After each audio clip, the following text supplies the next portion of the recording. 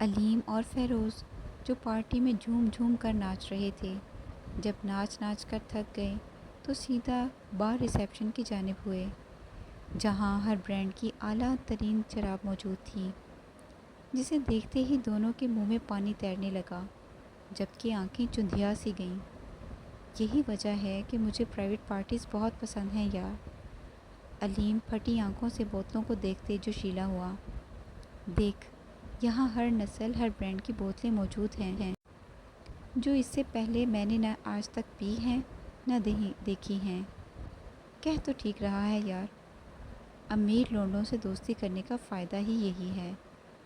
فیروز نے علیم کی بات سنی تو للچائی مخاطب ہوا۔ خود تو وہ مزے اڑاتے ہی ہیں، ساتھ میں ہمیں بھی دیسی گھی میں نہلاتے ہیں۔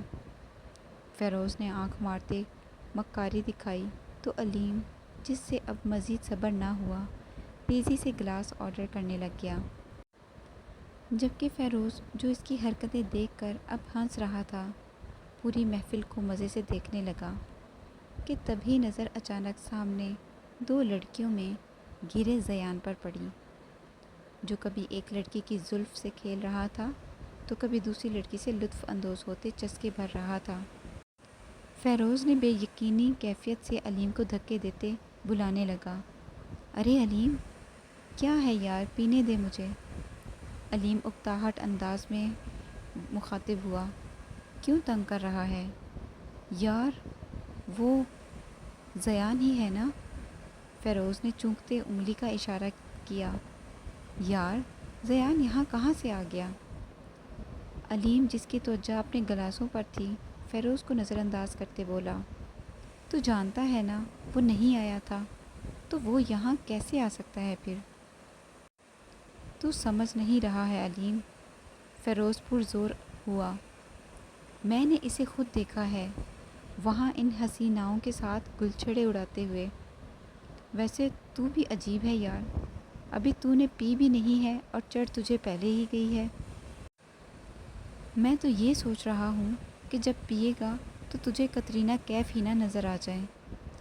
علیم فیروز کا مذاق اڑاتے کہکا آور ہوا، جبکہ فیروز جو پہلے تو اسے غصے سے گھورتا رہا، مگر جب علیم کے دانت بند نہ ہوئے تو ایک زور کا مکہ اس کے منہ پر دے مارا، جس سے وہ کراہتے ہوئے منہ پکڑے پیچھے ہکا بکا سا فیروز کو دیکھنے لگا۔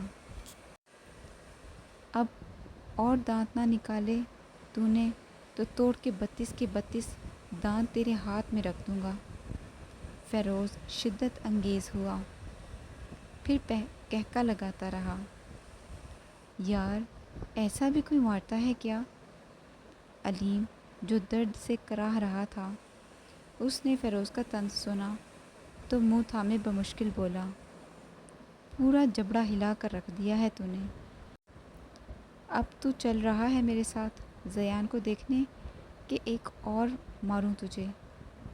فیروز اپنی آستین اوپر کرتے ہوئے پھنکارا، جبکہ علیم نے فیروز کی للکار سنی تو بنا کچھ کہے حامی میں سر ہلائے اس کے پاس منہ بسورے کھڑا ہو گیا، چل اب ایسے کیا گھور رہا ہے مجھے؟ علیم، جس کا منہ عنقریب سوج چکا تھا، فیروز اسے تیکھی نظروں سے دیکھنے لگا، ہر وقت مار کٹائی کی پڑی رہتی ہے تجھے تو، چہرے کا اتنا برا حال کر دیا ہے کہ اب تو کوئی لڑکی بھی پھنس نہیں پائے گی مجھ سے آج۔ کیا حال بنا دیا ہے میرے حسین چہرے کا؟ علیم مایوسی سے زیر لب بڑبڑائے فیروز کے پیچھے کو چل پڑا، جبکہ فیروز جو اس کی ساری باتیں سن رہا تھا، دبی مسکراہٹ آگے کو چلتا رہا۔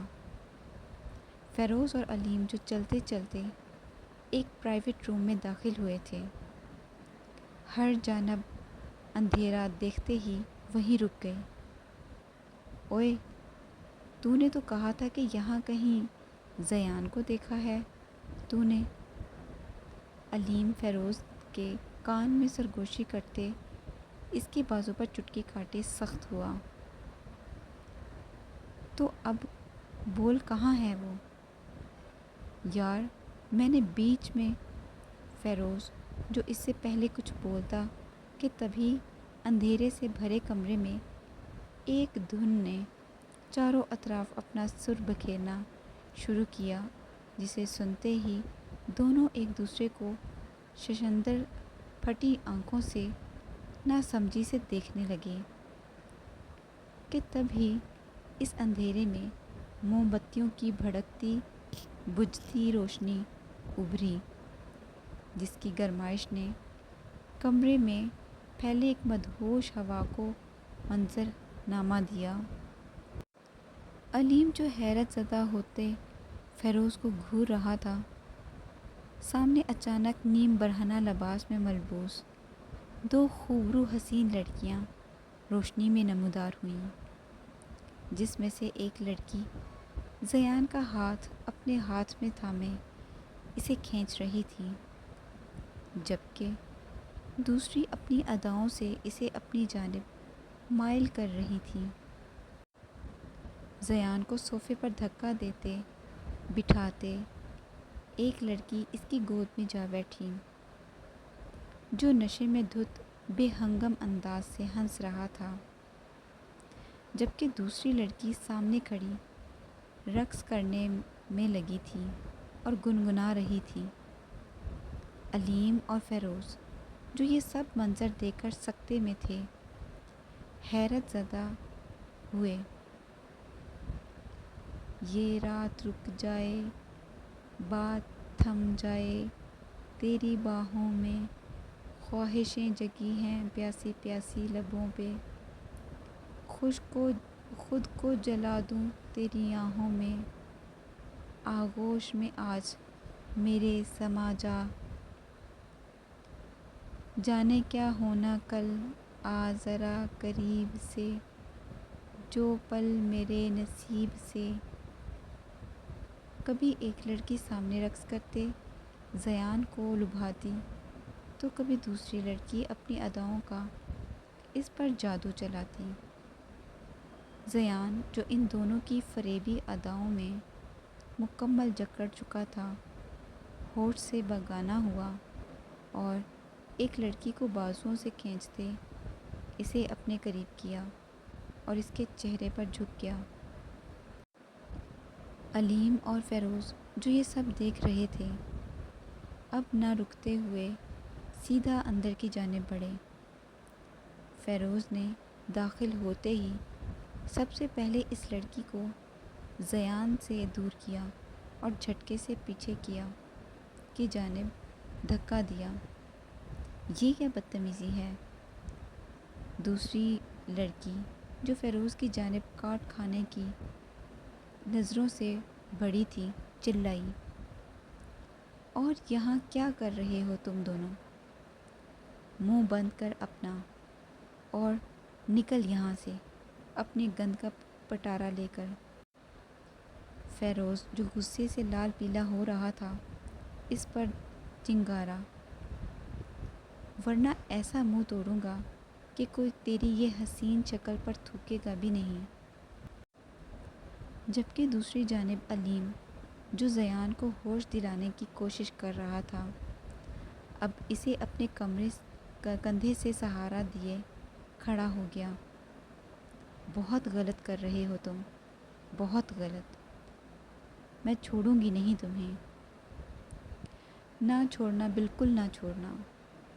فیروز غیظ و غضب ہوتے آگے کو ہوا، گر چاہو تو اب بھی پکڑ سکتی ہو مجھے۔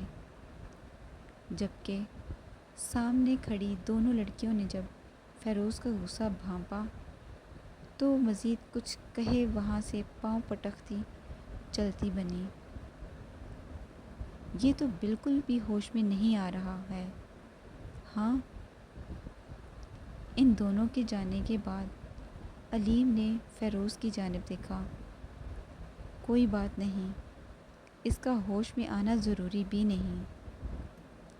فیروز تعصب سے بولا۔ اس کو ایسے ہی گاڑی میں ڈالتے ہیں اور اس کے گھر پھینک کر آتے ہیں۔